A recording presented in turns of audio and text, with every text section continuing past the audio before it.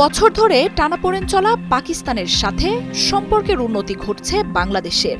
পাকিস্তান বাংলাদেশের রাষ্ট্রীয় শীর্ষ দুই নেতার সাক্ষাতের পর সম্প্রতি পাকিস্তান সফর করেন বাংলাদেশের সামরিক বাহিনীর principal staff officer lieutenant general S M. Kamrul Hasan.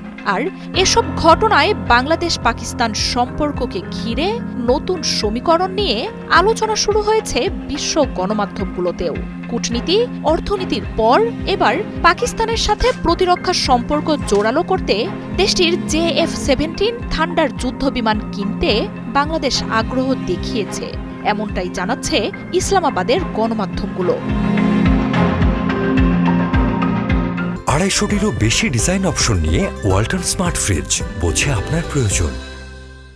বাংলাদেশের সাথে পাকিস্তানের এমন সম্পর্ককে ঘিরে সম্প্রতি এক প্রতিবেদন প্রকাশ করেছে কাতার ভিত্তিক আন্তর্জাতিক গণমাধ্যম আল জাজিরাও। গণমাধ্যমটি বলছে, শেখ হাসিনা সরকারের 16 বছরে পাকিস্তানের সাথে সম্পর্কের শুধু অবনতিই ঘটেছে।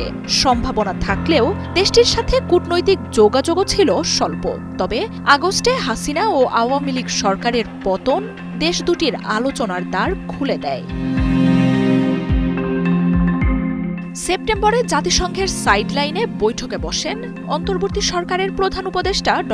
মোহাম্মদ ইউনূস এবং পাকিস্তানের প্রধানমন্ত্রী শাহবাজ শরীফ। 2 মাসের ব্যবধানে ডিসেম্বরে D8 সম্মেলনে আবারও আলোচনা হয় এই দুই নেতার। আগামী মাসেই প্রায় এক যুগে প্রথম পররাষ্ট্রমন্ত্রী হিসেবে বাংলাদেশ সফরে আসছেন পাকিস্তানের পররাষ্ট্রমন্ত্রী ইসহাক দার। শুধু কূটনীতিই নয়, পাকিস্তানের উপর থাকা বিধিনিষেধ তুলে নেয়ার পর বাণিজ্যের সম্ভাবনাও খুলে গেছে দুই দেশের। চট্টগ্রাম বন্দরে সরাসরি পাকিস্তানি 2 জাহাজ এসেছে ইসলামাবাদের পণ্য নিয়ে। আর এমন পরিস্থিতিতে দক্ষিণ এশিয়ায় ভূরাজনীতিতে ওলট পালটের আভাস দিচ্ছেন বিশ্লেষকরা। ভারতের সাথে চলমান টানাপোড়েনের সময়ে বাংলাদেশের সামরিক বাহিনীর কর্মকর্তার পাকিস্তান সফর সাড়া ফেলেছে আন্তর্জাতিক ও ভারতীয় মহলে। পাকিস্তানে বাংলাদেশের সেনা কর্মকর্তার সাথে বৈঠক হয় সেনাপ্রধান জেনারেল অসীম মুনিরের। আলোচনা হয় পাকিস্তানের বিমান বাহিনীর প্রধানের সাথেও। ভারতের জন্য উদ্বেগের হলেও বাংলাদেশের সাথে এমন বৈঠককে ভ্রাতৃসম বলে ঘোষণা দিয়েছে পাকিস্তানের প্রভাবশালী সেনাবাহিনী। প্রতিরক্ষায় সহযোগিতা আরও জোরালো করার কথা উঠে এসেছে রাওয়ালপিন্ডির এই বৈঠকে।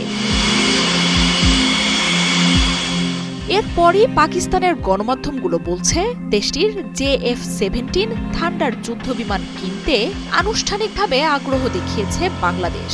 বেশ কয়েকদিন ধরেই এই যুদ্ধবিমানটি কেনার বিষয়ে গুঞ্জন চলছে। ভারতীয় গণমাধ্যমগুলো বাংলাদেশের এই সম্ভাব্য যুদ্ধবিমান কেনার বিষয়ে ফলাও করে সংবাদও প্রকাশ করেছে। তবে আনুষ্ঠানিকভাবে ঢাকার তরফ থেকে এখনো কিছু জানানো হয়নি।